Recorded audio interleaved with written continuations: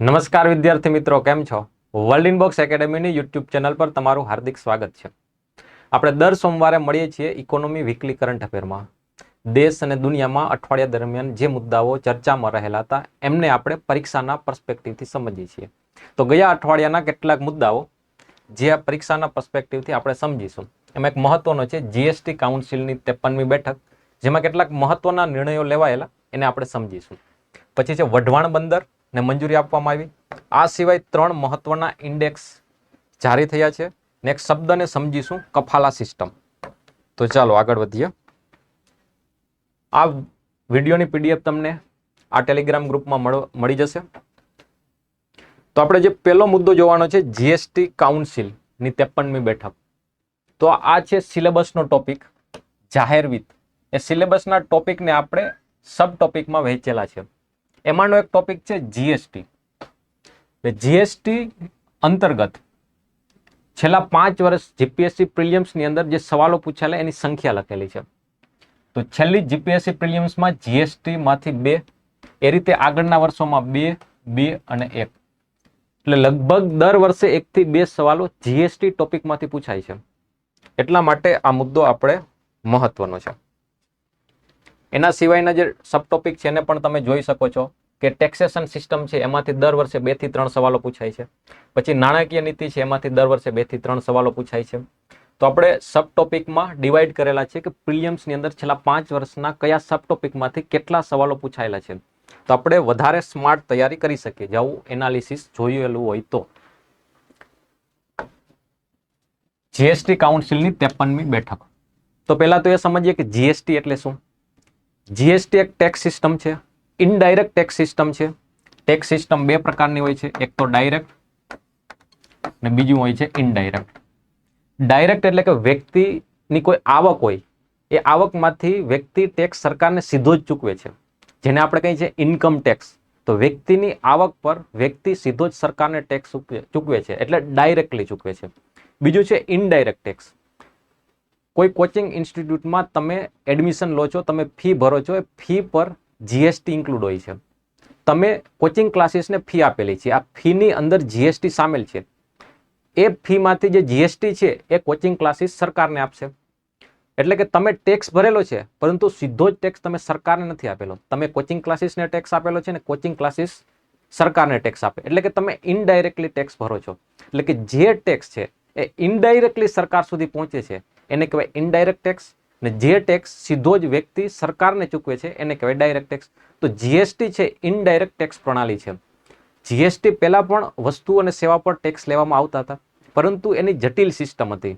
વસ્તુ પર અલગથી ટેક્સ, સેવા પર અલગથી ટેક્સ, કેન્દ્ર દ્વારા અલગથી ટેક્સ લગાડે, રાજ્ય દ્વારા અલગથી ટેક્સ લગાડવામાં આવે છે, વસ્તુના ઉત્પાદન પર ટેક્સ, ફરી એનું વેચાણ થાય ત્યારે ટેક્સ.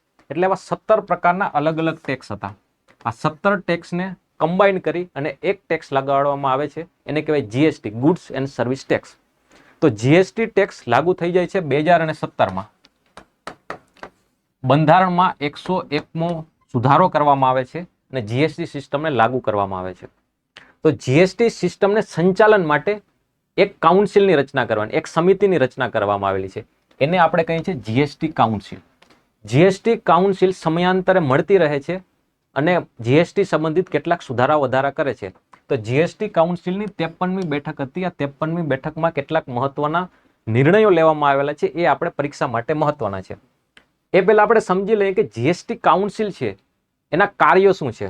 તો જીએસટી કાઉન્સિલના કાર્ય છે, આપણે જીએસટી અંતર્ગત 3 પ્રકારના ટેક્સ હોય છે. એક હોય છે સીજીએસટી એટલે કે સેન્ટ્રલ જીએસટી, પછી એક હોય સ્ટેટ જીએસટી ને કોઈ આઈજીએસટી એટલે કે ઇન્ટિગ્રેટેડ જીએસટી. સેન્ટર જીએસટી મતલબ કે કેન્દ્ર સરકાર જે જીએસટી લે છે એને સીજીએસટી કહેવાય. એસજીએસટી એટલે કે રાજ્ય સરકાર જે જીએસટી લે છે એટલે કે સ્ટેટ જીએસટી કહેવાય છે. અને ઇન્ટિગ્રેટેડ જીએસટી એટલે કે કેન્દ્ર સરકાર દ્વારા જ લેવામાં આવે છે, પરંતુ જ્યારે કોઈ વસ્તુ એક રાજ્યમાંથી બીજા રાજ્યની અંદર જાય છે ત્યારે, ફોર એક્ઝામ્પલ કે ગુજરાત રાજ્ય છે, ગુજરાત રાજ્યના ગાંધીનગર શહેરની અંદર કોઈ એક કંપની છે, વસ્તુ અને સેવાનું ઉત્પાદન કરે છે, એમનું વેચાણ કરે છે દ્વારકામાં. તો એક રાજ્યની અંદર જ વસ્તુનું હેરફેર થાય છે. આના પર જે ટેક્સ લાગશે એ રાજ્ય દ્વારા લેવામાં આવે છે એને કહેવાય એસજીએસટી, એટલે કે ગુજરાત સરકાર લેશે એને કહેવાય એસજીએસટી, સ્ટેટ જીએસટી. અને આ જ વસ્તુ ઉપર કેન્દ્ર સરકાર પણ જીએસટી લેશે એને કહેવાય સીજીએસટી, એટલે કે સેન્ટ્રલ જીએસટી. હવે માની લો કે ગાંધીનગરની આ કંપની છે એ વસ્તુ અને સેવાનું વેચાણ કરે છે બિહારમાં. હવે એક રાજ્યમાંથી બીજા રાજ્યની અંદર વસ્તુ અને સેવાનું વેચાણ થાય છે, એટલે કે એક રાજ્યમાંથી બીજા રાજ્યમાં જ્યારે વસ્તુ અને સેવાનું વેચાણ થતું હશે ત્યારે જે ટેક્સ લાગે છે એને કહેવાય આઈજીએસટી, એટલે કે ઇન્ટિગ્રેટેડ જીએસટી. તો આઈજીએસટી કેટલો લેવો, સીજીએસટી કેટલો લેવો, એસજીએસટી કેટલો લેવો, એનું પ્રમાણ કોણ નક્કી કરે છે? એ પ્રમાણ નક્કી કરે છે જીએસટી કાઉન્સિલ. તો જીએસટી કાઉન્સિલનું એક કામ તો એ થઈ ગયું. પછી જીએસટી ને વધારે બેટર બનાવવા માટે કેવા સુધારા વધારા કરવા એ જીએસટી કાઉન્સિલ કરશે. પછી જીએસટી અંતર્ગત 5 વસ્તુનો સમાવેશ થતો નથી, જેને કહેવાય 5 હાઇડ્રોકાર્બન. એક તો પેટ્રોલ, ડીઝલ, કુદરતી વાયુ એટલે કે નેચરલ ગેસ, ક્રૂડ ઓઇલ, અને 5મી વસ્તુ છે કે જે વિમાનની અંદર ફ્યુલ વપરાય છે, એવિએશન ટર્બાઇન ફ્યુલ. આ 5 વસ્તુ પર જીએસટી લાગતો નથી, એટલે એના પર ટેક્સ લાગે છે, પરંતુ એના જે જીએસટી પહેલાના સિસ્ટમમાં જે ટેક્સ લાગતા હતા એ જ ટેક્સ અત્યારે પણ લાગે છે. એટલે જીએસટી સિસ્ટમ અંતર્ગત આ 5 વસ્તુનો સમાવેશ થતો નથી. તો ભવિષ્યની અંદર આ 5 વસ્તુ પર જીએસટી લાગુ કરવો એ નક્કી કરશે જીએસટી કાઉન્સિલ. ક્યારથી આ ટેક્સ લાગુ કરીશું આ 5 વસ્તુ પર એ જીએસટી કાઉન્સિલ નક્કી કરશે. પછી અમુક કેટલાક રાજ્યો જેમ કે ઉત્તર પૂર્વના રાજ્ય છે, હિમાચલ પ્રદેશ, JNK, ઉત્તરાખંડ, આવા ખાસ રાજ્યો છે, એ રાજ્યની અંદર જીએસટી થોડા અલગ રીતથી લાગુ પાડવો એ જીએસટી કાઉન્સિલ નક્કી કરે છે. પછી જીએસટી કઈ કંપનીએ લેવો જોઈએ? કોઈ કંપની છે વસ્તુ અને સેવાનું ઉત્પાદન કરે છે, કોઈ કંપની છે પેનનું ઉત્પાદન કરે એટલે કે વસ્તુનું ઉત્પાદન કરે છે. જો કોઈ કંપની વસ્તુનું ઉત્પાદન કરે છે ને એનું એક વર્ષનું ટર્નઓવર 40 લાખ હશે તો એવી કંપનીએ જીએસટી નંબર લેવો જરૂરી છે. કોઈ કંપની છે એ સેવાનું ઉત્પાદન કરે છે એટલે કે શિક્ષણની સેવા, સ્વાસ્થ્યની સેવા છે, એમનું ટર્નઓવર જો 20 લાખ હશે તો એવી કંપનીએ જીએસટી નંબર લેવો જરૂરી છે. આ લિમિટ છે સમયાંતરે બદલતી રહે છે, અને લિમિટ કોણ બદલાવે છે? એ જીએસટી કાઉન્સિલ બદલાવે છે. તો આ બધા જ કાર્ય છે જીએસટી કાઉન્સિલના છે. આમાં એક મહત્વનું કાર્ય જીએસટી કાઉન્સિલનું છે કે કેટલીક વસ્તુ પર 0% ટેક્સ લાગે છે, કેટલીક વસ્તુ પર 5% ટેક્સ લાગે છે, કેટલીક વસ્તુ પર 12% ટેક્સ લાગે છે, કેટલીક વસ્તુ પર 18% ટેક્સ લાગે છે, કેટલીક વસ્તુ પર 28% ટેક્સ લાગે છે. તો કઈ વસ્તુ પર કેટલો ટેક્સ લાગશે એ જીએસટી કાઉન્સિલ નક્કી કરે છે. તો આપણે જીએસટી કાઉન્સિલની 53મી બેઠક છે એમાં કેટલાક ટેક્સ સ્લેબમાં બદલાવ કરેલો છે. કેટલીક વસ્તુ પર 18% ટેક્સ લાગતો તો એમાં 12% કરેલો છે, કેટલીક વસ્તુ પર 12% ટેક્સ લાગતો તો એમાં 5% કરેલો છે, અને કેટલીક વસ્તુને જીએસટી માંથી મુક્ત કરી દીધી એટલે કે એમાં જીએસટી 0% લાગશે. તો કઈ વસ્તુ પર કેટલો ટેક્સ લાગશે એનો હમણાં આપણે ચર્ચા કરીએ. આપણે જોયું કે જીએસટી કાઉન્સિલની 53મી બેઠક હતી, તો જીએસટી કાઉન્સિલના કાર્ય શું છે? તો આ જીએસટી કાઉન્સિલના કાર્ય છે, આ કાર્ય મેન્સમાં પૂછાઈ શકે. હવે આપણે જોઈએ કે જીએસટી કાઉન્સિલ એ કઈ રીતે કામ કરે છે. એક તો જીએસટી કાઉન્સિલ છે, આના જેવી એક શબ્દ તમે સાંભળેલો છે, monetary policy committee. Monetary policy committee RBI દ્વારા કામ કરે છે. આરબીઆઈ અંતર્ગત જે કમિટી છે એમાં 6 સભ્ય હોય છે. એમનું કામ છે નાણાકીય નીતિનું સંચાલન કરવું અને ખાસ કરીને રેપો રેટને વધારો અને ઘટાડો કરવો અને દેશની અંદર ફુગાવો 2% થી 6% વચ્ચે નિયંત્રિત કરવો. આ મોનિટરી પોલિસી કમિટીનું કામ છે. તો એની સાથે કન્ફ્યુઝ કરતા નહીં. આ છે જીએસટી કાઉન્સિલ. જીએસટી કાઉન્સિલની અંદર કેટલા સભ્ય હોય છે? તો જીએસટી કાઉન્સિલની અંદર કેન્દ્ર સરકાર તરફથી અમુક સભ્ય હશે અને અમુક સભ્ય રાજ્ય સરકાર તરફથી હશે. કેન્દ્ર સરકાર તરફથી જીએસટી કાઉન્સિલમાં 2 સભ્ય હશે. એક તો આપણા દેશના નાણામંત્રી છે, એ નાણામંત્રી છે આ જીએસટી કાઉન્સિલના અધ્યક્ષ હશે. તો અત્યારે નિર્મલા સીતારામન છે એ નાણામંત્રી છે, જીએસટી કાઉન્સિલના અધ્યક્ષ છે. કેન્દ્ર સરકાર તરફથી એક બીજો વ્યક્તિ હશે, એ રાજ્યના નાણામંત્રી હશે. એટલે નાણામંત્રી એક તો મુખ્ય કેબિનેટ મંત્રી નાણામંત્રી તરીકે હોય છે, એક બીજા એક રાજ્ય નાણામંત્રી હોય છે. તો 2 વ્યક્તિ કેન્દ્ર સરકાર તરફથી હશે. આ છે અધ્યક્ષ છે, આ છે ઉપાધ્યક્ષ નથી, એ જે સભ્ય તરીકે છે. ઉપાધ્યક્ષ કોણ હશે? આપણે રાજ્ય તરફથી દરેક રાજ્યમાંથી એક વ્યક્તિ જીએસટી કાઉન્સિલમાં હશે. દરેક રાજ્યમાંથી એક વ્યક્તિ હશે, અને જે કેન્દ્ર શાસિત પ્રદેશમાં વિધાનસભા છે એવા કેન્દ્ર શાસિત પ્રદેશમાંથી પણ એક વ્યક્તિ હશે. એટલે કે દરેક રાજ્યમાંથી અને જે વિધાનસભા ધરાવતા કેન્દ્ર શાસિત પ્રદેશ છે એમાંથી એક વ્યક્તિનું પ્રતિનિધિત્વ જીએસટી કાઉન્સિલમાં હશે. હવે જીએસટી કાઉન્સિલમાં જે એક રાજ્યમાંથી જે પ્રતિનિધિ હોય છે નાણામંત્રી હોવો જરૂરી છે? તો કે ના, એ રાજ્યમાંથી કોઈ પણ મંત્રી હશે એ જીએસટી કાઉન્સિલમાં સભ્ય તરીકે હશે. તો એ કદાચ રોડ અને ટ્રાન્સપોર્ટ મંત્રી હશે, એ પણ આમાં જીએસટી કાઉન્સિલનો સભ્ય બની શકે. અને આવો પ્રશ્ન પૂછાઈ ગયેલો છે કે રાજ્યમાંથી જેનું પ્રતિનિધિત્વ હોય છે જીએસટી કાઉન્સિલમાં એ વ્યક્તિ નાણામંત્રી હોવો જરૂરી છે? તો કે ના, નાણામંત્રી હોવો જરૂરી નથી.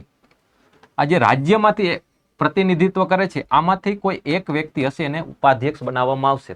તો અધ્યક્ષ કોણ હશે? તો આપણા દેશના કેન્દ્રીય નાણામંત્રી છે અધ્યક્ષ હશે. ને દરેક રાજ્યમાંથી એક એક વ્યક્તિ પ્રતિનિધિત્વ કરે છે એમાંથી એક વ્યક્તિ ઉપાધ્યક્ષ બનશે. તો આ થઈ ગઈ જીએસટી કાઉન્સિલમાં સભ્ય કોણ હશે? અમુક કેન્દ્ર સરકાર તરફથી પ્રતિનિધિત્વ કરે છે, અમુક રાજ્ય સરકાર તરફથી પ્રતિનિધિત્વ કરે છે. હવે કેન્દ્ર સરકાર તરફથી કોઈ પણ નિર્ણય લેવામાં આવશે જીએસટી કાઉન્સિલની અંદર કે કોઈ વસ્તુ છે ને 5% ટેક્સ લગાડવો કે 12%, આના ઉપર જે મતદાન થશે, જે વોટિંગ થશે, એમાં કોની વોટિંગ પાવર કેટલો હશે? તો કેન્દ્ર સરકાર છે એનો વોટિંગ પાવર છે 1/3. જ્યારે રાજ્ય છે, બધા જ રાજ્યો મળીને એનો વોટિંગ પાવર છે 2/3. તો પરીક્ષામાં એવો સવાલ પૂછાઈ શકે કે જીએસટી કાઉન્સિલની અંદર કેન્દ્ર સરકારનો વોટિંગ પાવર એટલે કે મતની સત્તા કેટલી છે? તો કે 1/3 ને રાજ્ય સરકારની 2/3 છે. હવે જીએસટી કાઉન્સિલની બેઠક મળેલી છે. આપણે કેટલામી બેઠકની વાત કરીએ છીએ? 53મી બેઠકની વાત કરીએ છીએ. તો બેઠક મળે તો એમાં કેટલા સભ્યો હાજર હોય ત્યારે જ બેઠક ચાલુ કરી શકાય? તો કે જેટલા જીએસટી કાઉન્સિલના સભ્યો છે એમાંથી 50% સભ્યોની હાજરી હશે, જેને આપણે કહેવાય ગણપૂર્તિ, એને કહેવાય કોરમ. આવો શબ્દ તમે બંધારણમાં પણ જોયો છે કે લોકસભાની કોરમ કેટલી છે? લોકસભાની કોરમ છે 10%. એટલે કે લોકસભાના 10% સભ્યો હાજર હશે તો જ લોકસભાનું મીટિંગ સત્ર ચાલુ, સેશન છે ચાલુ થઈ શકે. તો આપણે વાત કરીએ છીએ જીએસટી કાઉન્સિલની. તો જીએસટી કાઉન્સિલની કોરમ એટલે કે ગણપૂર્તિ કેટલી છે? તો કે 50%. કુલ સભ્યના 50% હાજર હશે તો જીએસટી કાઉન્સિલની બેઠક ચાલુ થઈ શકે. હવે કોઈ નિર્ણય લેવાનો છે, એ નિર્ણયની અંદર કેન્દ્ર સરકાર વોટ કરશે ને રાજ્ય સરકારના પ્રતિનિધિઓ છે વોટ કરશે. તો કેટલા ટકા વોટિંગ થશે તો નિર્ણય એ પાસ થશે, નિર્ણય મંજૂર થશે? તો કે 75%. કોઈ નિર્ણય પર 75% પક્ષની અંદર વોટિંગ થશે તો એ નિર્ણય મંજૂર કરવામાં આવશે. હવે કોઈ નિર્ણય લીધેલો છે, માની લો કે દૂધ છે એના ઉપર 0% ટેક્સ, 0% જીએસટી. આ નિર્ણય છે કોણ લાગુ કરશે? દરેક રાજ્ય લાગુ કરશે. શું રાજ્ય માટે બંધન કરતા છે? તો કે ના. આ જે નિર્ણય જીએસટી કાઉન્સિલ દ્વારા લેવામાં આવે છે એ રાજ્યો માટે બંધન કરતા નથી, પરંતુ સામાન્ય રીતે રાજ્યો છે એનું પાલન કરશે. કેમ કે એમાં મોટા ભાગનું પ્રતિનિધિત્વ છે એ રાજ્યનું છે. જીએસટી કાઉન્સિલ કોઈ નિર્ણય લેશે એમાં 1/3 વોટિંગ પાવર જ કેન્દ્ર સરકાર પાસે છે, 2/3 વોટિંગ પાવર તો રાજ્ય પાસે છે. તો કોઈ પણ નિર્ણય ને 75% વોટિંગ કરવા માટે રાજ્યની સહમતિ હશે તો જ પાસ થશે. એટલે સામાન્ય રીતે જીએસટી કાઉન્સિલ દ્વારા જે નિર્ણય લેવામાં આવે છે એનું રાજ્યો દ્વારા પાલન કરવામાં આવે છે. પરંતુ પ્રિલિમ્સની અંદર સવાલ પૂછાય કે જીએસટી કાઉન્સિલ દ્વારા લીધેલા નિર્ણયો રાજ્ય માટે બંધન કરતા છે? તો કે ના, રાજ્ય માટે બંધન કરતા નથી. તો આપણે એ વસ્તુ જોઈ કે જીએસટી કાઉન્સિલની અંદર કેન્દ્ર અને રાજ્ય બંને તરફથી પ્રતિનિધિ હોય છે. વોટિંગ પાવર કેન્દ્રનો છે 1/3, એટલે કે કેન્દ્ર કરતા રાજ્યોનો વોટિંગ પાવર છે એ વધારે છે. ગણપૂર્તિ 50% છે ને કોઈ પણ નિર્ણય 75% વોટ હશે ત્યારે જ નિર્ણય પાસ થશે અને નિર્ણય છે બંધન કરતા નથી. હજી એક મહત્વનો સવાલ કે જીએસટી કાઉન્સિલ છે એ બંધારણીય સંસ્થા છે, વૈધાનિક સંસ્થા છે, કેવી સંસ્થા છે? સંવૈધાનિક સંસ્થા છે કે વૈધાનિક સંસ્થા છે? જીએસટી કાઉન્સિલ છે અનુચ્છેદ 279 અંતર્ગત એમની રચના કરેલી છે, એટલે કે બંધારણીય સંસ્થા છે. આમનો ઉલ્લેખ બંધારણના અનુચ્છેદ કેટલા 279 અંતર્ગત છે. આમાં જેટલા સ્ટેટમેન્ટ બોલેલા છે બધા સ્ટેટમેન્ટ છે પરીક્ષા પ્રિલિમ્સ માટે ખૂબ જ મહત્વના છે. હજી એક મહત્વની વાત, જીએસટી કાઉન્સિલના અધ્યક્ષ છે નાણામંત્રી છે, પરંતુ જીએસટી કાઉન્સિલના સેક્રેટરી એટલે કે સચિવ કોણ છે? તો જીએસટી કાઉન્સિલના સચિવ હશે કે જે નાણાં મંત્રાલય છે એના સેક્રેટરી છે, એ સેક્રેટરી જીએસટી કાઉન્સિલના સેક્રેટરી હશે. તો વ્યક્તિનું નામ આપણા માટે મહત્વનું નથી, પરંતુ જીએસટી કાઉન્સિલના સચિવ કોણ હોય છે આવું ફેક્ટ્સ પ્રિલિમ્સમાં પૂછાઈ શકે. તો આપણે એ જોયું કે જીએસટી કાઉન્સિલ છે કઈ રીતે કાર્ય કરે છે, જીએસટી કાઉન્સિલના કાર્ય કયા કયા છે. હવે આપણે એ જોઈએ કે જીએસટી કાઉન્સિલની 53મી બેઠક હતી એમાં કયા કયા મહત્વના નિર્ણય લીધેલા છે. તો સૌથી મહત્વનો નિર્ણય તો એ લીધેલો છે, આપણે જોયું કે જીએસટી કાઉન્સિલના કાર્ય છે એમાં એક મહત્વનું કાર્ય એ પણ છે કે જીએસટી સંબંધિત કોઈ પણ વિવાદો હશે એમનું સમાધાન કરવાનું. તો જીએસટી કાઉન્સિલની અંદર જીએસટી સંબંધિત કોઈ વિવાદોનું સમાધાન કરવામાં આવશે.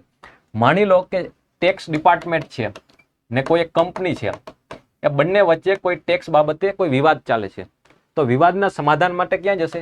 જીએસટી કાઉન્સિલમાં. માની લો કે ટેક્સ ડિપાર્ટમેન્ટનું કહેવું એમ છે કે આ કંપનીએ 1 કરોડ જીએસટી ભરવાનો છે, કંપનીનું કહેવું એમ છે કે એમને 1 કરોડ ટેક્સ ભરવાનો થતો નથી. તો આ વિવાદના સમાધાન માટે જીએસટી કાઉન્સિલમાં જશે. જીએસટી કાઉન્સિલની અંદર કોઈ નિર્ણય આપે છે, માની લો કે કંપનીને એવું કહેવામાં આવે છે કે એમને 1 કરોડ જીએસટી ભરવાનો છે, પરંતુ આ કંપનીને એવું લાગે છે કે એમની સાથે અન્યાય થાય છે, જીએસટી 1 કરોડ ભરવાનો થતો નથી, તો જીએસટી કાઉન્સિલના જે નિર્ણય છે એના વિરોધની અંદર કંપની છે અપીલ કરી શકશે. ક્યાં અપીલ કરી શકશે? GST appellate tribunal. પરંતુ જીએસટી અપીલિયેટ ટ્રિબ્યુનલની અંદર અપીલ કરે એના પહેલા જેટલા પણ રકમનો વિવાદ ચાલે છે, અત્યારે કેટલા 1 કરોડની રકમનો વિવાદ ચાલે છે, તો એમના 10%, એટલે કે 10 લાખ રૂપિયા પહેલા ડિપોઝિટ તરીકે જમા કરવાના રહેશે, પછી જીએસટી અપીલિયેટ ટ્રિબ્યુનલની અંદર અપીલ કરી શકશે. તમે બદલાવ શું કર્યો છે? બદલાવ એ કર્યો છે કે 53મી બેઠક પહેલા આજે ડિપોઝિટ ભરવાની હતી 20% હતી. જેટલા રકમનો વિવાદ ચાલતો એ રકમના 20% ડિપોઝિટ જમા કરવાની, પછી જીએસટી અપીલિયેટ ટ્રિબ્યુનલમાં અપીલ થઈ શકે. હવે 20%થી ઘટાડી અને 10% કરવામાં આવ્યા છે. બીજું કે કેટલી રકમનો વિવાદ ચાલતો હોય ત્યારે જીએસટી કાઉન્સિલ કે જીએસટી અપીલિયેટ ટ્રિબ્યુનલમાં જઈ શકે. તો મિનિમમ જો 10 લાખનો પણ વિવાદ હશે તો જીએસટી કાઉન્સિલમાં તો વ્યક્તિ જઈ શકે, પરંતુ ઓછામાં ઓછા 20 લાખનો ટેક્સનો વિવાદ ચાલતો હશે તો જીએસટી અપીલિયેટ ટ્રિબ્યુનલમાં અપીલ કરી શકશે. એટલે કે જો 10 લાખનો આ કંપની અને ટેક્સ ડિપાર્ટમેન્ટ વચ્ચે અત્યારે 1 કરોડનો વિવાદ ચાલે છે, એની જગ્યાએ માની લો કે 10 લાખનો વિવાદ ચાલે છે, તો કંપની છે એ અપીલિયેટ ટ્રિબ્યુનલમાં જઈ શકે નહીં. જીએસટી અપીલિયેટ ટ્રિબ્યુનલમાં જવા માટે વિવાદ ઓછામાં ઓછો 20 લાખના મૂલ્યનો હોવો જોઈએ. જો જીએસટી અપીલિયેટ ટ્રિબ્યુનલની અંદર પણ કંપનીને સંતોષ ના થાય, એમને એમ થાય છે કે અન્યાય થાય છે, તો જીએસટી અપીલિયેટ ટ્રિબ્યુનલની વિરુદ્ધ કંપની હાઈકોર્ટની અંદર અપીલ કરી શકે. પરંતુ હાઈકોર્ટમાં અપીલ કરવા માટે ઓછામાં ઓછો વિવાદનું મૂલ્ય છે 1 કરોડ હોવું જોઈએ. હાઈકોર્ટમાં જો પણ અન્યાય થાય એવું લાગે છે તો સુપ્રીમ કોર્ટમાં જઈ શકે, પરંતુ સુપ્રીમ કોર્ટમાં કોઈ કંપની અથવા તો ટેક્સ ડિપાર્ટમેન્ટ અપીલ કરે છે એના માટે પ્રી કન્ડિશન છે કે 2 કરોડ ટેક્સ સંબંધિત વિવાદનું મૂલ્ય હશે તો જ સુપ્રીમ કોર્ટની અંદર જઈ શકે. આવું કેમ કરવામાં આવે છે? કેમ કે સામાન્ય રીતે કંપનીઓ એવું કરતી હોય છે કે જીએસટી કાઉન્સિલ દ્વારા જે ચુકાદો આપવામાં આવે છે એના વિરોધની અંદર અપીલ કરે છે જીએસટી અપીલિયેટ ટ્રિબ્યુનલમાં. એના ચુકાદાની વિરુદ્ધ હાઈકોર્ટ અને સુપ્રીમ કોર્ટ, એટલે કે આ જે વિવાદ છે લાંબો ને લાંબો ચલાવ્યા રાખે છે. આ ખોટી રીતે વિવાદને લાંબો ના ચલાવાય એના માટે મિનિમમ મૂલ્યને નક્કી કરી દેવામાં આવ્યું છે કે જીએસટી અપીલિયેટ ટ્રિબ્યુનલમાં 20 લાખ, હાઈકોર્ટમાં જવા માટે 1 કરોડ અને સુપ્રીમ કોર્ટમાં જવા માટે 2 કરોડનું મૂલ્ય હશે તો જ સુપ્રીમ કોર્ટમાં અપીલ થઈ શકે. પછી એક વસ્તુ જીએસટી સંબંધિત એક છે કે જીએસટી ફેક જીએસટી લેવામાં આવે છે.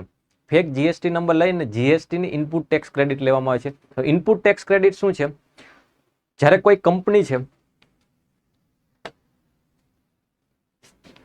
આ એક વ્યક્તિ છે એ, આ છે વ્યક્તિ બી, તો વ્યક્તિ એ છે એ કોઈ વસ્તુ લેશે, કાચો માલ લે છે એ 100 રૂપિયાનો, એના પર 10% જીએસટી ભરે છે, એટલે કે 10 રૂપિયા. આ વ્યક્તિ એ છે એમને વસ્તુ કેટલામાં મળે છે? 110 રૂપિયામાં. હવે વ્યક્તિ એ છે એમાં કોઈ 90 રૂપિયાનું વેલ્યુ એડિશન કરે છે ને પછી આ વસ્તુ વેચે છે વ્યક્તિ બીને 200 રૂપિયામાં.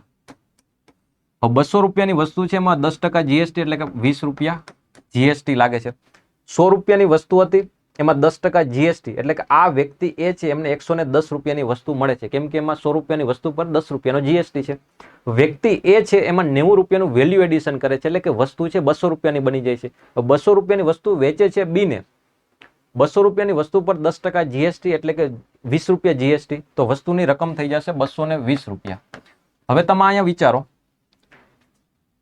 કે 200 રૂપિયાની જીએસટી છે, 200 રૂપિયાની વસ્તુ છે, એકચ્યુઅલમાં 200 રૂપિયાની વસ્તુ પર આ 10 રૂપિયા કયા છે? 100 રૂપિયાની વસ્તુ હતી ને એમાં 90 રૂપિયાનું વેલ્યુ એડિશન થયું, તો એકચ્યુઅલની અંદર વસ્તુની 190 રૂપિયાની થવી જોઈએ. આ 10 રૂપિયા જીએસટી છે એ પણ ગણીએ ત્યારે વસ્તુ 200 રૂપિયાની થાય છે. અર્થાત કે 200 રૂપિયા છે એમાં 10 રૂપિયા જીએસટીનું મૂલ્ય આપણે સામેલ કરી લીધું છે. હવે આપણે ફરી વખત 200 રૂપિયા પર જીએસટી લાગુ કરીએ છીએ, એટલે જીએસટી પહેલાની સિસ્ટમમાં કેવું હતું? તો જીએસટી પહેલાની સિસ્ટમમાં જે 200 રૂપિયા પર ફરી ટેક્સ લગાડીએ છીએ એનો અર્થ એવો થાય છે કે ઓલરેડી 10 રૂપિયા ટેક્સ છે એ ટેક્સની ઉપર ફરી ટેક્સ ભરવો પડે છે. આને કહેવાય કેસ્કેડિંગ ઇફેક્ટ, એટલે કે ટેક્સ ઉપર ટેક્સ. ઓલરેડી આ 10 રૂપિયા ટેક્સ છે, વસ્તુનું મૂલ્ય નથી, પરંતુ એના ઉપર પણ ટેક્સ આપણે લાગુ કરવાનો થાય છે. એટલે જીએસટી અંતર્ગત શું કરવામાં આવ્યું છે કે એક વખત જે ટેક્સ ભરાઈ ગયો છે એ ટેક્સનું મૂલ્ય એને કહેવાય ઇનપુટ ટેક્સ ક્રેડિટ, એ વેપારીને મળી જશે. એટલે ટેક્સ માત્ર એક જ વખત ભરવાનો થશે. જ્યારે કોઈ એવી સ્થિતિ ઊભી થાય છે કે ટેક્સ ઉપર ટેક્સ ભરવાનો થતો હોય છે તો એને ઇનપુટ ટેક્સ ક્રેડિટ સ્વરૂપે મળી જાય. તો અમુક વ્યક્તિઓ છે ફેક કંપની બનાવે છે ને ઇનપુટ ટેક્સ ક્રેડિટ મેળવે છે. એટલે કે આ વ્યક્તિ એ છે એની વાસ્તવમાં કોઈ વસ્તુ કે બીજી વસ્તુનું ઉત્પાદન કરતો નથી અથવા તો બિઝનેસ કરતો નથી, માત્ર સરકારના ચોપડે જીએસટી નંબર લઈને એક કંપની ચલાવે છે. તો કોઈ એક વસ્તુ લેશે, એના ઉપર જે જીએસટી ઇનપુટ ટેક્સ ક્રેડિટ મેળવી લેશે, વસ્તુ વેચે, ફરી વેચે, આમ પોતાની 2-4 કંપનીઓ ફેક બનાવી અને પોતાની કંપનીની અંદર જ વસ્તુ કાગળ પર વેચે. વાસ્તવમાં કોઈ વસ્તુનું વેચાણ નથી થતું, પરંતુ કાગળ પર વસ્તુ વેચાય છે. એના કારણે વ્યક્તિને જીએસટીની ઇનપુટ ટેક્સ ક્રેડિટ મળે છે. તો ઇનપુટ ટેક્સ ક્રેડિટ ખોટી રીતે ના મળે એટલા માટે જે ખોટી રીતે જીએસટી નંબર લીધેલા છે દરેક વ્યક્તિનું બાયોમેટ્રિક વેરિફિકેશન કરવામાં આવશે. એટલે આધાર નંબર અને બાયોમેટ્રિક દ્વારા વેરિફિકેશન કરવામાં આવશે. જે ફેક જીએસટી નંબર લીધેલા છે એવા વ્યક્તિઓને આપણે રદ કરવાના છે. આના સિવાય કેટલીક વસ્તુ પર જીએસટી હવે લેવામાં આવશે નહીં. જો આપણે જોયું કે રાજ્યની અંદર જ્યારે જીએસટી લેવામાં આવે છે એને કહેવાય સ્ટેટ જીએસટી અને સેન્ટર જીએસટી. એક રાજ્યમાંથી બીજા રાજ્યમાં જે વસ્તુ અને સેવાનું વેચાણ થાય ત્યારે જે જીએસટી લાગુ પડે છે એને કહેવાય આઈજીએસટી, ઇન્ટિગ્રેટેડ જીએસટી. એ જ રીતે વિદેશમાંથી કોઈ વસ્તુ ભારતમાં આવે છે એટલે કે આયાત થાય છે, આ પણ એક રાજ્યમાંથી બીજા રાજ્ય જેવું છે. તો આના પર જે જીએસટી લેવાય છે એને પણ કહેવાય છે આઈજીએસટી. તો આપણે કોઈ વિદેશમાંથી કોઈ ડિફેન્સ એટલે કે રક્ષા સાધનો, ડિફેન્સ કોઈ હથિયારોની આયાત કરીએ છીએ, એના ઉપર અમુક કેટલીક વસ્તુઓનું લિસ્ટ કરેલી છે. આ વસ્તુનો આપણે આયાત કરીશું તો એના ઉપર જે આઈજીએસટી લાગશે એને આપણે 2029 સુધી મુક્તિ આપવામાં આવી છે. એટલે કોઈ સ્પેસિફિક પ્રકારની હથિયાર છે વિદેશમાંથી આપણે આયાત કરીએ છીએ ત્યારે એના ઉપર આઈજીએસટી 0 લાગે છે. આમાં જેટલા પણ નામ લખેલા છે બધા પર જીએસટી, આઈજીએસટી જે પણ લાગુ પડતું હશે એ અત્યારે 0 કરી દીધું છે. બીજું છે રિસર્ચ સાધનો, R&D માટેના કોઈ ઇક્વિપમેન્ટ આપણે આયાત કરીએ છીએ એના ઉપર પણ આઈજીએસટી 0 છે. હવે આ મુદ્દો છે એ બે રીતે ઉપયોગમાં લઈ શકાય. એક તો પ્રિલિમ્સની અંદર પૂછાઈ શકે કે નીચેનામાંથી કઈ વસ્તુ ઉપર જીએસટી એક્ઝેમ્પ્ટેડ છે, એટલે કે એમાં જીએસટી લેવામાં આવતો નથી. તો એક તો એ રીતે પ્રિલિમ્સમાં આપણે ઉપયોગ લઈ શકીએ. બીજી રીતે કે જ્યારે તમે સાયન્સ એન્ડ ટેકનોલોજીની અંદર કોઈ એવો સવાલ પૂછાય કે સરકારે સાયન્સ એન્ડ ટેકનોલોજીના એડવાન્સમેન્ટ માટે શું કામ કર્યા છે, તો સાયન્સ એન્ડ ટેકનોલોજીના એડવાન્સમેન્ટ માટે રિસર્ચ એન્ડ ડેવલપમેન્ટ ખૂબ જ મહત્વનું છે. તો સરકાર છે રિસર્ચ એન્ડ ડેવલપમેન્ટ સંબંધિત કોઈ ઇક્વિપમેન્ટની આયાત કરીએ છીએ એના ઉપર જીએસટી એક્ઝેમ્પ્ટેડ છે, એટલે કે જીએસટી લેતી નથી. તો સરકારનું આ મહત્વનું કદમ છે કે રિસર્ચ એન્ડ ડેવલપમેન્ટને પ્રમોટ કરવા માટેનું. તો આ જે મુદ્દાઓ છે એનો ઉપયોગ આપણે મેન્સમાં આ રીતે કરી શકીએ છીએ.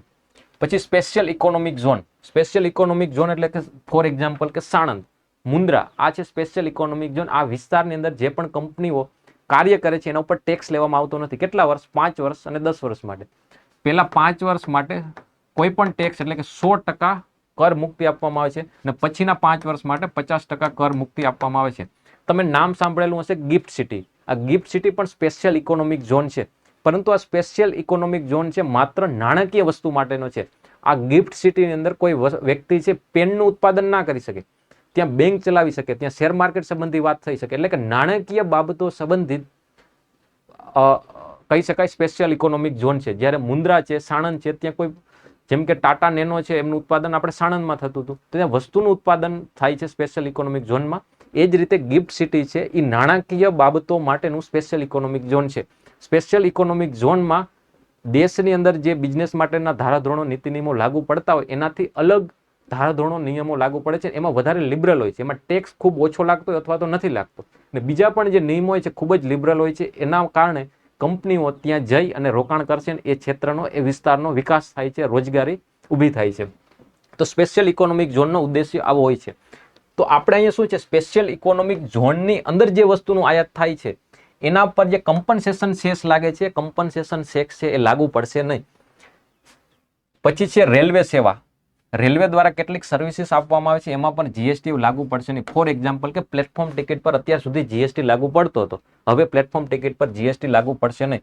પછી ગાંધીનગરમાં રહીને તૈયારી કરતા વિદ્યાર્થીઓ માટે એક સારી ખબર છે કે 20,000 સુધીનું ભાડું હોય એવા રૂમ પર જીએસટી લાગશે નહીં. એટલે કોઈ રૂમ, કોઈ પીજી છે એનું ભાડું 20,000 થી ઓછું હશે તો એના પર જીએસટી લાગુ પડશે નહીં. અત્યાર સુધી લાગુ પડતો હતો. પછી છે એરક્રાફ્ટ છે એના પાર્ટ્સ, એટલે ભારતની અંદર કોઈ એરક્રાફ્ટનું મેન્યુફેક્ચરિંગ થાય છે એના પાર્ટ્સની આયાત કરવામાં આવે છે એના ઉપર આઈજીએસટી હવે 5% છે. પહેલા એના કરતાં વધારે હતો. પછી આમાં છે જીએસટી લાગુ પડતો નથી, આમાં જીએસટી 5% છે, ને આ કેટલીક વસ્તુ છે એમાં જીએસટી 12% છે. આના પહેલા આમાંથી કેટલીક વસ્તુ પર જીએસટી 12% હતો અને જીએસટી 18% હતો. ફોર એક્ઝામ્પલ કે દૂધના કેન, એટલે દૂધની થેલી આવે છે તો બરાબર, આના સિવાય દૂધના કેન પણ આવે છે. તો એલ્યુમિનિયમનું કેન હોય છે, લોખંડનું કેન હોય છે, સ્ટીલનું કેન હોય છે. તો અલગ અલગ કેનમાં દૂધ ભરાઈને આવતું તો એના ઉપર જીએસટી અલગ અલગ હતો. તો હવે દરેક પ્રકારના જે કેનમાં દૂધ આવે છે એના ઉપર જીએસટી આપણે 12% લાગુ પડશે. પછી કાર્ટૂન આવે છે, જે બોક્સ આવે છે, બોક્સની અંદર જે વસ્તુઓ ભરાઈને આવતી હતી, જે બોક્સ હતું, જે કાગળ હતું, એના પર જીએસટી હવે 12% છે.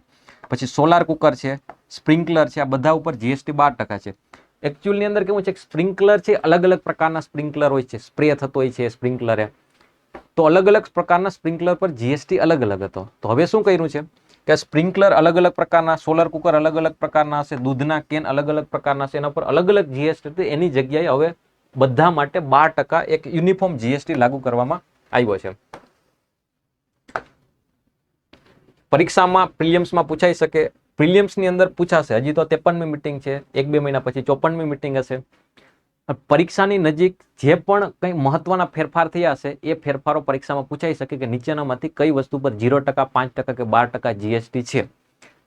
જો પરીક્ષા નજીક આવશે ત્યારે આ વસ્તુ તમારે વધારે મહત્વની બની જશે. પછી આગળનો મુદ્દો છે બંદર, વઢવાણ બંદર. બંદરો બે પ્રકારના હોય છે, એક તો નાના બંદરો અને મોટા બંદરો. નાના બંદરોને આપણે માઇનોર પોર્ટ કહીએ છીએ, મોટા બંદરોને મેજર પોર્ટ કે મુખ્ય બંદરો તરીકે ઓળખીએ છીએ. આપણે પહેલા એ સમજી લઈએ, પછી વઢવાણ બંદર પર આવીએ. તો બંદર છે બે પ્રકારના, મુખ્ય અને નાના બંદરો. મુખ્ય બંદરો છે બંધારણની 7મી અનુસૂચિ છે એની અંદર કેન્દ્ર યાદી, સમવર્તી યાદી અને રાજ્ય યાદી 3 યાદીઓ છે. જે મોટા બંદરો છે એ 7મી અનુસૂચિની કેન્દ્ર યાદીની અંદર છે. તો અહીં જોઈ શકો કે બંધારણની અંદર કેન્દ્ર યાદીમાં હોય છે. એના મોટા બંદરો છે એનું નિયમન કેન્દ્ર સરકાર કરવામાં આવે છે. દેશનો નકશો છે એ કેન્દ્ર દર્શાવે છે, રાજ્યનો નકશો છે એ રાજ્ય સરકાર દર્શાવે છે. એટલે ચિત્ર જોઈ અને તમે સમજી શકો છો. તો મોટા બંદરો છે એ બંધારણની કેન્દ્ર યાદીમાં છે, એમનું નિયમન કેન્દ્ર સરકાર દ્વારા કરવામાં આવે છે. અને દેશની અંદર જેટલા બંદરો દ્વારા કાર્ગોનું હેન્ડલિંગ થાય છે એમાંથી 55% હેન્ડલિંગ મોટા બંદરો દ્વારા કરવામાં આવે છે. ભારતની અંદર અત્યારે મુખ્ય એટલે કે મેજર પોર્ટ કેટલા છે તો કે 12 છે. તમને કોઈ જગ્યાએ 13 મેજર પોર્ટ એવું લખેલું જોવા મળશે, પરંતુ આપણે અત્યારે યાદ રાખવાનું છે 12 છે. વચ્ચે એક 13 હતો, પછી એને આપણે ફરી કાઢી નાખ્યો છે. અત્યારે કેટલા મુખ્ય બંદરો છે તો કે 12. આ જે વઢવાણ બંદર છે એ 13મું બંદર છે, પરંતુ હજી બની ગયું નથી. એમના વિકાસ માટેની મંજૂરી આપવામાં આવી છે. એટલે કે વઢવાણ બંદર જ્યારે બનીને તૈયાર થઈ જશે ત્યારે ભારતની અંદર 13 મુખ્ય બંદરો એટલે કે 13 મેજર પોર્ટ બની જશે. તો વર્તમાનની અંદર કેટલા મેજર પોર્ટ છે, મુખ્ય બંદરો છે તો કે 12. 12 નામ તમને ખબર હોવી જોઈએ કયું છે. તો દરિયા કિનારાના બંને બાજુ 6 બંદરો આ બાજુ છે અને 6 બંદરો આ બાજુ છે.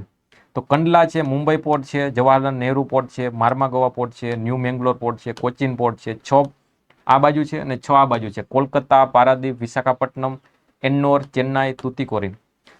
તો 12 મુખ્ય બંદરો છે, એના નામ તમને આવડવા જોઈએ. કયા રાજ્યમાં છે એ પણ તમને ખબર હોવી જોઈએ. તો તમે આ રાજ્ય પ્રમાણે જ આમાં લોકેશન આપેલા છે, તમે પીડીએફ માંથી જોઈ લેજો. નાના બંદરો કેટલા છે? નાના બંદરો 200 થી વધારે છે, તો એના નામ યાદ રાખવાની આપણે જરૂર નથી. નાના બંદરો છે એ બંધારણની 7મી અનુસૂચિની સમવર્તી યાદીમાં છે. આ નાના બંદરો છે એનું નિયમન, મેનેજમેન્ટ, રેગ્યુલેશન રાજ્ય સરકાર દ્વારા કરવામાં આવે છે. ફોર એક્ઝામ્પલ કે ગુજરાતની અંદર એક બંદર છે પીપાવાવ. તો પીપાવાવ બંદર છે એ નાના બંદરમાં આવે છે, તેનું રેગ્યુલેશન ગુજરાત સરકાર દ્વારા કરવામાં આવે છે. પરંતુ કંડલા બંદર છે એ મેજર પોર્ટ મુખ્ય બંદરમાં આવે છે, એનું રેગ્યુલેશન કેન્દ્ર સરકાર દ્વારા કરવામાં આવે છે. હવે કેન્દ્ર સરકાર દ્વારા હજી આનાથી આગળ સવાલ પૂછાઈ શકે. પહેલો સવાલ તો એ પૂછાઈ શકે કે મોટા બંદરોનું રેગ્યુલેશન કોણ કરે છે? તો કેન્દ્ર સરકાર.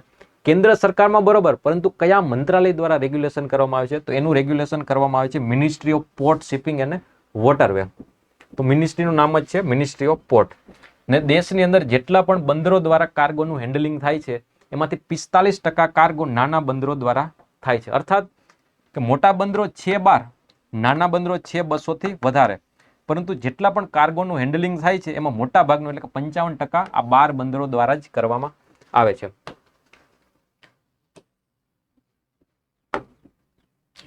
તો અત્યારે કેમ છે, મહારાષ્ટ્રની અંદર આ વઢવાણ બંદર છે કોઈ જગ્યાએ તમે વઢાવન એવું પણ શબ્દ લખેલો હશે, પરંતુ આપણે એને વાંચીશું વઢવાણ બંદર છે.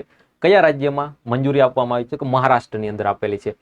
મુખ્ય મેજર પોર્ટ તરીકે આપેલી છે કે નાના પોર્ટ તરીકે? નાના પોર્ટ તરીકે મંજૂરી આપેલી હોય તો એટલું ચર્ચાનો મુદ્દો આપણા પરીક્ષા માટે મહત્વનો ના હોય, કેમ કે 200 થી વધારે નાના બંદરો છે. તો મોટા બંદર તરીકે કે મેજર પોર્ટ તરીકે મંજૂરી આપવામાં આવી છે. હવે અહીં એક શબ્દ છે ગ્રીનફિલ્ડ.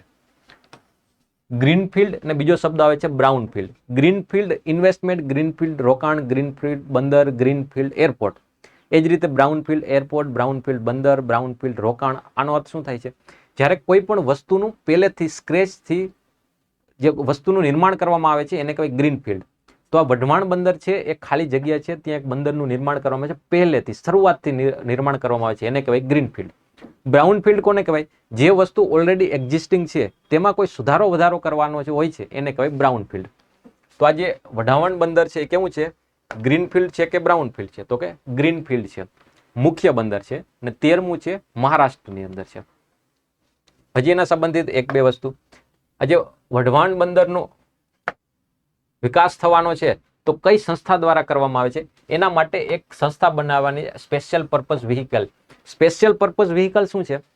સરકાર છે કોઈ મોટું કામ કરે ત્યારે એક સંસ્થા બનાવે છે, સ્પેશિયલ પર્પઝ, એટલે કે એ સ્પેસિફિક કામ કરવા માટેની સંસ્થા બનાવેલી હોય એને કહેવાય સ્પેશિયલ પર્પઝ વ્હીકલ. ગિફ્ટ સિટીનું નિર્માણ પણ એક સ્પેશિયલ પર્પઝ વ્હીકલ દ્વારા થતું હતું. એમાં 2-4 સંસ્થાઓ સાથે મળી અને એક નવી સંસ્થા બનાવે.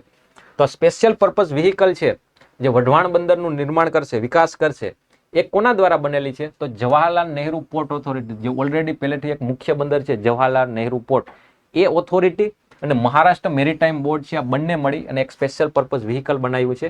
આમનું કામ છે કે વઢવાણ બંદરનો વિકાસ કરવાનો. હવે તમે એક શબ્દ સાંભળેલો છે પીપીપી, પબ્લિક પ્રાઇવેટ પાર્ટનરશિપ.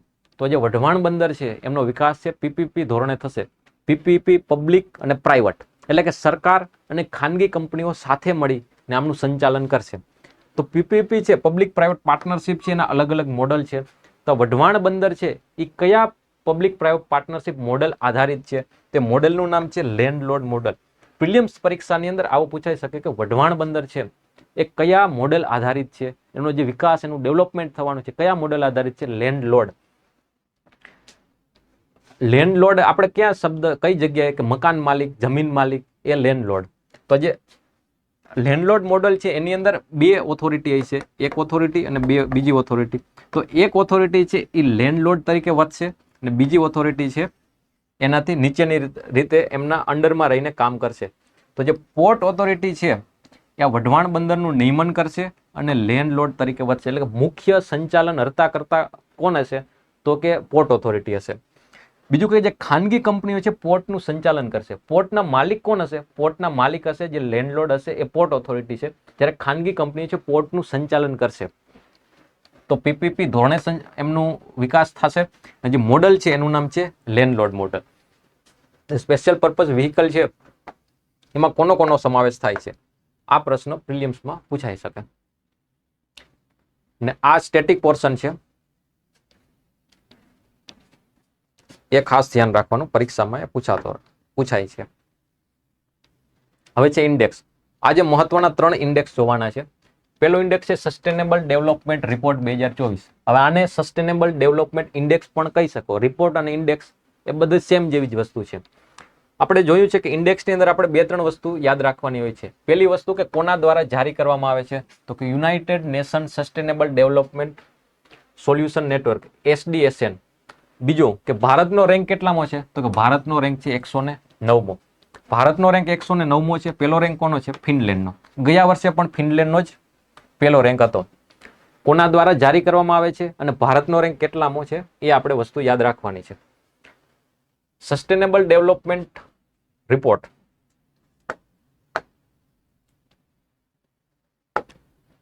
આપણે સ્ક્રીનશોટ બુકમાંથી લીધેલો છે કે કોના દ્વારા પ્રકાશિત કરવામાં આવે છે. આમનો હેતુ શું છે? તો કે 17 SDG છે, સસ્ટેનેબલ ડેવલપમેન્ટ ગોલ છે. સસ્ટેનેબલ ડેવલપમેન્ટ ગોલનું નિયમન કરવું, રેગ્યુલેશન. એટલે કે આપણે 2015 સુધીમાં, તમને ખબર છે કે 2015 થી 2030 સુધીમાં આપણે 17 સસ્ટેનેબલ ડેવલપમેન્ટ ગોલને પૂર્ણ કરવાનું છે. એટલે કે સસ્ટેનેબલ ડેવલપમેન્ટ ગોલ તમે જાણતા જ હશો, છતાં આપણે જોઈ લઈએ. આ છે 17 સસ્ટેનેબલ ડેવલપમેન્ટ ગોલ. પહેલો ગોલ છે કે નો પોવર્ટી, ગરીબી ન હોવી જોઈએ. ભૂખમરી ન હોવી જોઈએ, સ્વાસ્થ્ય સારું હોવું જોઈએ, શિક્ષણની અંદર સારું કરવાનું, જેન્ડર ઇક્વેલિટી માટે કામ કરવાનું. આવા 17 ગોલ છે, લક્ષ્યાંકો છે.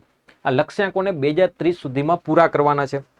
તો ઇન્ડેક્સ જે રિપોર્ટની આપણે વાત કરીએ છીએ, રિપોર્ટ શેના માટે છે? રિપોર્ટ એના માટે છે કે 2030 સુધીમાં લક્ષ્યાંકો પૂરા કરવાના છે. તો આપણે અત્યારે ક્યાં સુધી પહોંચ્યા છીએ?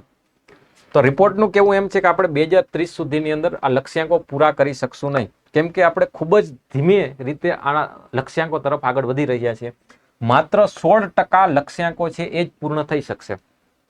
એમાં ખાસ કરીને એસડીજી બીજો, 11મો, 14, 15 અને 16 આ લક્ષ્યાંકો તો આપણે પૂરા કરી શકવાના જ નથી. એમાં જે નોર્ડિક દેશો છે એમનું પરફોર્મન્સ એસડીજીને પરિપૂર્ણ કરવામાં ખૂબ જ સારું છે. તો નોર્ડિક દેશો કયા છે? આમ તો નોર્ડિક દેશોની અંદર મુખ્ય 5 દેશો છે, પરંતુ આના સિવાય કેટલાક ટાપુઓનો પણ સમાવેશ થાય છે. જીઓગ્રાફીના ભાગરૂપે આવો પ્રશ્ન પૂછાઈ શકાય કે કયા નીચેનામાંથી કયા દેશોને નોર્ડિક દેશો કહેવાય? તો 5 દેશો છે, નોર્ડિક દેશો છે. તો નોર્ડિક દેશો કયા? નોર્વે, યુરોપના દેશો છે. એનું પરફોર્મન્સ આમાં સારું છે. પરીક્ષામાં શું પૂછાઈ શકે? કોના દ્વારા જારી કરવામાં આવે છે? ભારતનો રેન્ક કેટલામો છે? હવે આપણે મેન્સમાં શું ઉપયોગમાં લઈ શકીએ?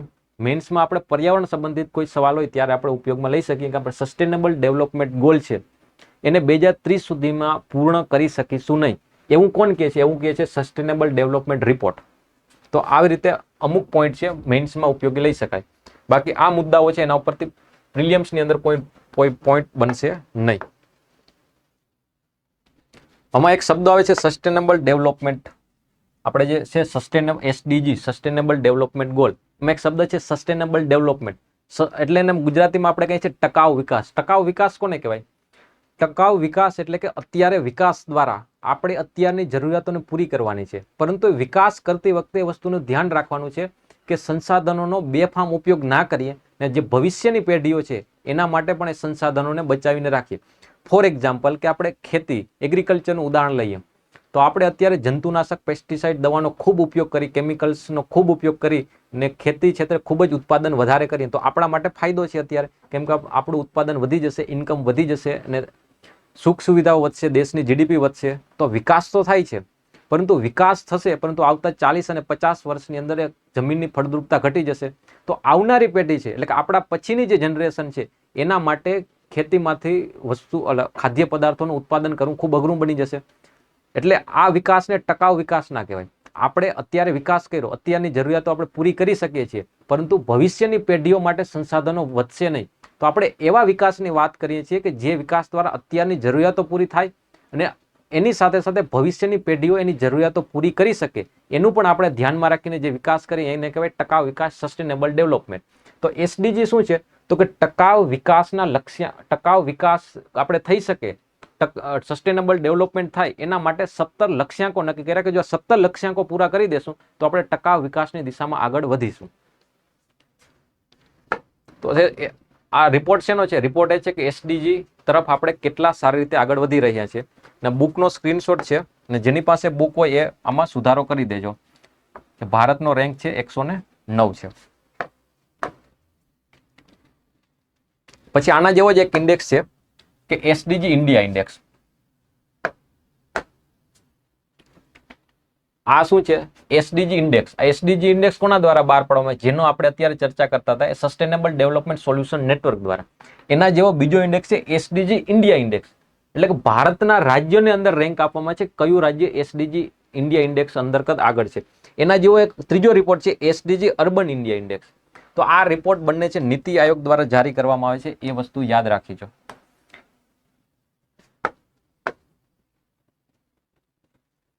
પછી બીજો ઇન્ડેક્સ છે આજનો એનર્જી ટ્રાન્ઝિશન ઇન્ડેક્સ. આપણે જ્યારે સસ્ટેનેબલ ડેવલપમેન્ટની વાત કરીએ છીએ તો જે ફોસિયલ ફ્યુલ, કોલસા ઉપર છે, થર્મલ એનર્જી છે, એ આપણે બંધ કરી આપણે રિન્યુએબલ એનર્જી તરફ ટ્રાન્ઝિશન થવાનું છે. તો કયો દેશ છે એ ફોસિયલ ફ્યુલ એટલે કે જે પરંપરાગત ઉર્જાના સ્ત્રોત હતા એમાંથી રિન્યુએબલ એનર્જી તરફ ટ્રાન્ઝિશન વધારે સરળતાથી, વધારે સારી રીતે થઈ રહ્યો છે? તો આ એ ઇન્ડેક્સ છે. તો આપણે યાદ રાખવાનું છે કે ઇન્ડેક્સ કોણ જારી કરે છે? તો કે વર્લ્ડ ઇકોનોમિક ફોરમ. ભારતનો રેન્ક કેટલામો છે? 63મો રેન્ક છે. ભારતનો રેન્ક 63 થી વધીને 20મો રેન્ક થઈ જાય તો આનો અર્થ શું થશે? આનો અર્થ એવો થશે કે ભારત છે ફોસિયલ ફ્યુલ તરફથી રિન્યુએબલ એનર્જી તરફ વધારે સારી રીતે ટ્રાન્ઝિશન કરી રહ્યો છે. તો આપણે renewable energy, science and technology, sustainable development આ બધા મુદ્દાના જે મેઇન્સમાં સવાલ પૂછાશે ત્યારે આપણે આ ઇન્ડેક્સનો ઉપયોગ કરી શકીએ કે આપણે એનર્જી ટ્રાન્ઝિશન ઇન્ડેક્સની અંદર આપણું સ્થાન 63, એટલે સારું તો ના કહેવાય, તો આપણે એ તરફ વધારે એટલે કે રિન્યુએબલ એનર્જી ઉપર આપણે ભાર આપવાનો છે. ભૂતાન અને એના સિવાયના બીજા 7 દેશો, એટલે કે અત્યારે કુલ 8 દેશો છે, એ એનર્જીની અંદર નેટ ઝીરો એમિશનને પ્રાપ્ત કરી લીધું છે. એટલે કે જે ઉર્જાનું ઉત્પાદન કરે છે એમાં કાર્બન ડાયોક્સાઇડનું ઉત્સર્જન થાય છે, તો એના કાર્બન ડાયોક્સાઇડનું ઉત્પાદન અને સામે વૃક્ષો વાવે છે, એના વચ્ચે જે સંતુલન બેસાડી, એટલે કે એક પ્રદૂષણ કરે છે અને પ્રદૂષણને શોષે છે, એના વચ્ચે અત્યારે નેટ ઝીરો છે. તો એવા 8 દેશો છે નેટ ઝીરોને પ્રાપ્ત કરી લીધું છે. આપણા માટે મેન્સની અંદર માત્ર એક મુદ્દા તરીકે પ્રશ્નનો ઉપયોગ, આના ઉપરથી મેન્સમાં પૂર્ણ સવાલ ના પૂછાઈ શકે. જે રીતે હ્યુમન ડેવલપમેન્ટ ઇન્ડેક્સ ઉપર મેન્સમાં સવાલ પૂછાય એ રીતે આ ઇન્ડેક્સ ઉપર મેન્સમાં સવાલ ના પૂછાય, પરંતુ મેન્સના આપણે ક્યારેક આનો ઉપયોગ કરી શકીએ. પ્રિલિમ્સ માટે કોના દ્વારા? તો વર્લ્ડ ઇકોનોમિક ફોરમ દ્વારા. તો આપણે ઇન્ડેક્સ દર લેક્ચરની અંદર દર સોમવારે આપણે 1 થી 2 ઇન્ડેક્સ જારી થતા હોય છે અને આપણે જોઈએ છીએ. તો આવા તો 50 થી 60 ઇન્ડેક્સ હશે. તો દરેક ઇન્ડેક્સ છે આ રીતે રેન્ડમલી આપણે યાદ રાખીશું તો યાદ ના રહીએ કોના દ્વારા જારી કરવામાં આવે છે, આ ભારતનો રેન્ક કેટલામો છે. તો ઇન્ડેક્સને યાદ રાખવા માટે આપણે શું કરવું પડે કે વર્લ્ડ ઇકોનોમિક ફોરમ છે એના ઇન્ડેક્સ બધા એક જગ્યાએ લખી લઈએ, WTO ના ઇન્ડેક્સ એક જગ્યાએ લખી લઈએ, IMF ના ઇન્ડેક્સ એક જગ્યાએ લખી લઈએ, તો આપણે વસ્તુ વધારે યાદ રહેશે અને પરીક્ષામાં મેન્સમાં પણ એનો વધારે સારી રીતે ઉપયોગ થઈ શકે. તો આપણે બુકની અંદર ચેપ્ટર 24 છે એની અંદર એવી બધી વ્યવસ્થિત ઓર્ગેનાઇઝ વેમાં વસ્તુ લખેલી છે. જે વર્લ્ડ ઇકોનોમિક ફોરમ છે એના દ્વારા બધા જ રિપોર્ટ જારી કરવામાં આવે છે. જ્યારે ઇન્ડેક્સ નવો જારી થાય છે દર વર્ષે ત્યારે આપણે બસ એને અપડેટ કરી લેવાના. તો છેલ્લા 2 અઠવાડિયાની અંદર આ બધા જ રિપોર્ટ આવેલા છે. આપણે ગયા અઠવાડિયે જોયું હતું ગ્લોબલ જેન્ડર ગેપ ઇન્ડેક્સ, એમાં ભારતનું સ્થાન 129મું છે. એના પહેલા આપણે જોયું હતું ટ્રાવેલ એન્ડ ટુરિઝમ ઇન્ડેક્સ, એમાં ભારતનું સ્થાન 39મું છે. પછી ગ્લોબલ એનર્જી ટ્રાન્ઝિશન ઇન્ડેક્સ જે આજે જોયો એમાં ભારતનું સ્થાન 63મું છે. તો જ્યારે આપણે નવો ઇન્ડેક્સ આવે ત્યારે તમે એક જગ્યાએ લખી શકો છો.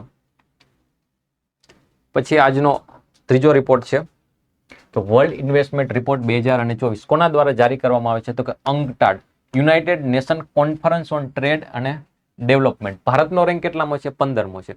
એટલે કયા દેશની અંદર કેટલું રોકાણ થાય છે, એટલે કે FDI ફોરેન ડાયરેક્ટ ઇન્વેસ્ટમેન્ટ આવે છે, એના જે દેશ વધારે FDI મેળવે છે એ દેશનો રેન્ક વધારે સારો હશે. તો ગયા વર્ષે ભારતનો રેન્ક 8મા નંબરનો હતો, આ વખતે ભારતનો રેન્ક 15 થઈ ગયો છે. એટલે ભારતની અંદર જે FDI આવે છે એનો ખૂબ ઘટાડો થયો છે. તો બસ આપણા માટે ભારતનો 15મો રેન્ક છે, UNCTAD દ્વારા જારી કરવામાં આવે છે. આપણે એ પણ યાદ રાખીશું કે UNCTAD દ્વારા બીજા મહત્વના કયા કયા રિપોર્ટ જારી કરવામાં આવે છે. એક તો ડિજિટલ ઇકોનોમી રિપોર્ટ, બીજો ટ્રેડ એન્ડ ડેવલપમેન્ટ રિપોર્ટ અને ત્રીજો વર્લ્ડ ઇન્વેસ્ટમેન્ટ રિપોર્ટ. આ 3 રિપોર્ટ UNCTAD દ્વારા જારી કરવામાં આવે છે. આ UNCTAD છે એની સ્થાપના 1964માં થઈ હતી. યુનાઇટેડ નેશનની સંસ્થા જ છે, એનું હેડક્વાર્ટર છે જીનીવામાં. પછી તમે જોયું હશે કે હમણાં 8-10 દિવસ પહેલા કુવેતની અંદર આગ લાગી હતી અને એમાંથી કેટલાક ભારતીયોનું મૃત્યુ થયું હતું. લગભગ 50 જેટલા લોકોનું મૃત્યુ થાય છે, એમાંથી મોટા ભાગના લોકો ભારતના હતા. ત્યારે એક શબ્દ તમે કદાચ સાંભળેલો છે, કફાલા સિસ્ટમ. જે પશ્ચિમી દેશો છે, પશ્ચિમ એશિયાના દેશો છે કે કુવેત છે, ઈરાન, ઈરાક, અરબસ્તાન, સાઉદી અરેબિયા, આ બધા દેશોની અંદર કફાલા સિસ્ટમ ચાલે છે. આજથી 50, 60, 70 વર્ષ પહેલા આ દેશોની અંદર ભારત, પાકિસ્તાન, બાંગ્લાદેશ આ બધા દેશોમાંથી ત્યાં લોકો કામ કરવા જતા હતા. આજે પણ આ દેશોની અંદર લોકો કામ કરવા માટે જાય છે. તો ત્યાં એક સિસ્ટમ ચાલે છે કફાલા સિસ્ટમ. કફાલા સિસ્ટમ એટલે કે ત્યાંની કંપનીઓ છે, જે વ્યક્તિ રોજગાર આપે છે એ ને અહીંથી જે સ્થળાંતરિત થઈને લોકો રોજગાર માટે ગયા છે, બંને વચ્ચેના રિલેશનને મેન્ટેન કરવા માટેની એક સિસ્ટમ છે. આમ તો સિસ્ટમ છે જે લોકો કામદારો છે એના ફેવરમાં નથી, એમનું શોષણ થાય છે, પરંતુ ત્યાંની જે કંપનીઓ છે એના ફાયદા માટેની આ સિસ્ટમ છે. એમાં શું હોય છે કે ભારત કે પાકિસ્તાન કે કોઈ પણ દેશમાંથી આજે પશ્ચિમ એશિયાના દેશો જ્યાં કફાલા સિસ્ટમ લાગુ છે એ દેશોની અંદર જશે. માની લો કે આ છે ઇન્ડિયા, ઇન્ડિયામાંથી કોઈ વ્યક્તિ છે કુવેતમાં જશે, તો ત્યાંની એક લોકલ કંપની હશે, એ કંપની છે આ વ્યક્તિની દરેક વસ્તુ જોશે વિઝા સંબંધિત, ત્યાં કઈ રીતે કામ કરવું, કઈ કંપનીમાં કામ કરવું. ના, જે વ્યક્તિનો વિઝા છે એ પણ એ કંપની દ્વારા લઈ લેવામાં આવશે. એ કંપનીને સ્પોન્સર કંપની કહેવામાં આવે છે. ને હજી બીજો શબ્દ જોઈએ તો એનો કફીલ કહેવામાં આવે છે. જે સ્પોન્સર કંપની છે એને કફીલ કહેવામાં આવે છે. તો આ કંપની છે એ આ વ્યક્તિનો વિઝા લઈ લેશે. હવે આ વ્યક્તિ છે દેશની બહાર નહીં જઈ શકે. ભારતીય કોઈ વ્યક્તિ છે કુવેતની અંદર જોબ કરવા માટે જાય છે, હવે વિઝા છે આ જે કફીલ છે, જે સ્પોન્સર કંપની છે એના દ્વારા જપ્ત કરી લેવામાં આવશે. હવે ભારતીય વ્યક્તિને જો ત્યાં કામ કરવાની ઈચ્છા નથી તો તે આવી શકશે નહીં. જ્યાં સુધી આ કફીલ જે સ્પોન્સર કંપની પરમિશન નહીં આપે ત્યાં સુધી. માની લો કે ભારતીય વ્યક્તિ છે, એક કંપનીમાં કામ કરે છે, એને ત્યાં મજા નથી આવતી, બીજી કંપની ચેન્જ કરવી છે અને બીજું કામ બદલવું છે, તો કામ પણ બદલી નહીં શકે જ્યાં સુધી આ કંપની એમને લેખિતમાં મંજૂરી નહીં આપે. એટલે કે વ્યક્તિ છે ત્યાં ગુલામની જેમ કામ કરે છે. આ સિસ્ટમ છે બહુ ખરાબ છે, આના ઉપર ઘણી વખત વિવાદો થતા રહે છે, પરંતુ આ સિસ્ટમ હજી પણ સાઉદી અરેબિયા, કુવેત, આ બધા દેશો, પશ્ચિમ એશિયાના દેશોમાં લાગુ છે. એટલે જ્યારે આગ લાગી ત્યારે આપણે આ સિસ્ટમ ઉપર ફરી પ્રશ્ન ઉઠાવ્યો કે કફાલા સિસ્ટમ છે તે જેલના કેદીઓ જે રીતે કામ કરતા એ રીતે કફાલા સિસ્ટમની અંદર લોકોનું શોષણ થઈ રહ્યું છે. તો કફાલા સિસ્ટમ આ છે. તો વિદ્યાર્થી મિત્રો, આપણે મહત્વના ઇન્ડેક્સ અને જીએસટીની 53મી મિટિંગ, જે આપણા માટે ખૂબ જ મહત્વનો મુદ્દો હતો, આપણે એની ચર્ચા કરી. દર અઠવાડિયે આપણે આવા જ અર્થતંત્ર સંબંધિત મહત્વના મુદ્દાઓ પર ચર્ચા કરીએ છીએ. આવતા અઠવાડિયે ફરી નવા મુદ્દાઓ સાથે મળીશું. ત્યાં સુધી આવજો.